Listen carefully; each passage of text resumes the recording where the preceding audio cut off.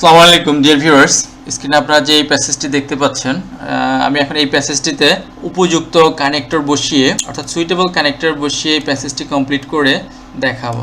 তো ভিউয়ার্স সঙ্গেই থাকুন। তো ভিউয়ার্স বলে রাখি যে এই প্যাসেজটি কিন্তু ঢাকা বোর্ড 2024 সালের এসএসসি পরীক্ষায় আসছে। তো ভিউয়ার্স শুরু করছি। It is known to all, এটা প্যাসিভ ভয়েসে আছে, মানে এটা জানা, সবার জানা, gold is a valuable metal.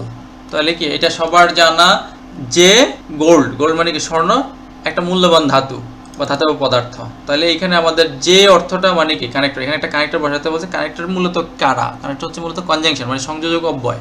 তাহলে এখানে আমাদের কি বসবে? দ্যাট, একবার অর্থের সাথে মিলে যায়, যেটা সবার জানা যে that gold is a valuable metal. আচ্ছা, তারপর দেয়ার আর মেনি মেটালস, মানে অনেক ধাতব বস্তু আছে যেটাকে চিপার দেন, মানে চিপ মানে সস্তা, দেন গোল্ড, গোল্ডের স্বর্ণের চাইতেও কি সস্তা। যদিও দে লুক লাইক ইট, যদিও এগুলো দেখতে তার মতো, এরকম হইতে পারে। ইমিটেশন আমরা দেখি না বিভিন্ন ধাতব, এগুলো তো ধাতব পদার্থই, বাট স্বর্ণের মতো দেখতে, বাট স্বর্ণের চাইতেও কি কম দামি, বাট দেখতে স্বর্ণের মতো, এটা বোঝাচ্ছে।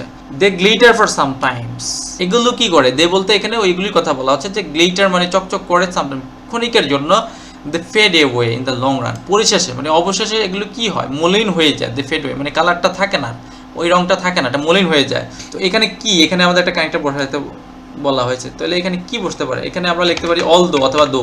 এটার অর্থ হচ্ছে যদিও তারা সাময়িকের জন্য কি চকচক করে, মানে মাঝে মাঝে কিছুক্ষণের জন্য, কিছু সময়ের জন্য কি তারা চকচক করে, দে ফেড ওয়ে মানে অবশেষে তারা কি করে? তারা মলিন হয়ে যায়, এদের কালার কি নষ্ট হয়ে যায়। ইন আওয়ার সোসাইটি মানে আমাদের সমাজে, দেয়ার আর অলসো মেনি পিপল, আমাদের সমাজে অনেক লোক আছে। আচ্ছা, এইটা একটা সেন্টেন্স, অনেক লোক আছে। আর আউটওয়ার্ডলি মানে বাহ্যিকভাবে বা আপাত দৃষ্টিতে, ভেরি জেন্টাল অ্যান্ড পলিশড, তারা খুবই নম্র এবং ভদ্র, এটাই এখানে বোঝানো হচ্ছে।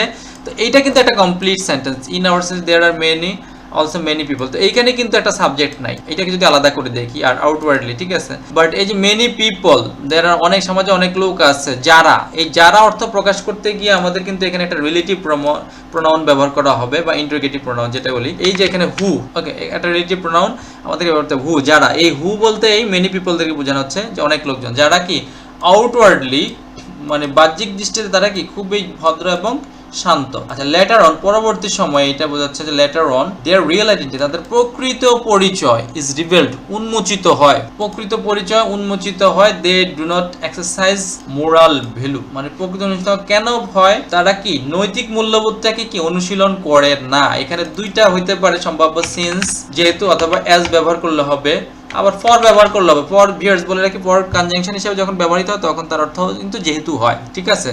আর যখন প্রিপোজিশন তখন তো জন্যই। আচ্ছা, তাহলে লেটার পরবর্তীকালে কি তাদের প্রকৃত পরিচয় উন্মোচিত হয়, যেহেতু কি তারা কি নৈতিক মূল্যবোধের চর্চা করে। দ্যাটস ওয়াই, এই জন্য পিপলসে জনগণ বলে, মানে লোকজন বলে, all dash glitters is not gold, মানে এইটা একটা প্রভাব, এটা কিন্তু মিলাতে পারবে না। অল দ্যাট মানে এই অলকেই কিন্তু এই প্রোনাউনটা কি রেফার করতেছে। অল দ্যাট, দ্যাট কিন্তু প্লুরাল এখানে। আচ্ছা, যে সকল জিনিস কি চকচক করে, অল দ্যাট যে সকল জিনিস, এই টোটাল জিনিসটাকে চকচক করার বিষয়টা বোঝাচ্ছে।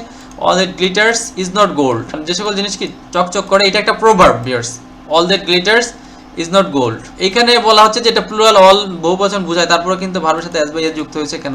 এখানে আসলে চকচক করা জিনিস সমুদয় সব জিনিসগুলোকে একটা জিনিস বোঝানো হচ্ছে, যার ফলে এটা সাবজেক্টটা কিন্তু মূলত সিঙ্গুলার হয়ে গেছে। এটার মূল কাহিনীটা হচ্ছে এখানে। তো ভিউয়ার্স, আশা করি আপনারা বুঝতে পেরেছেন। ভালো লাগলে অবশ্যই সাবস্ক্রাইব এবং শেয়ার করবেন, এবং কোনো মন্তব্য থাকলে অবশ্যই কমেন্টসে জানাবেন।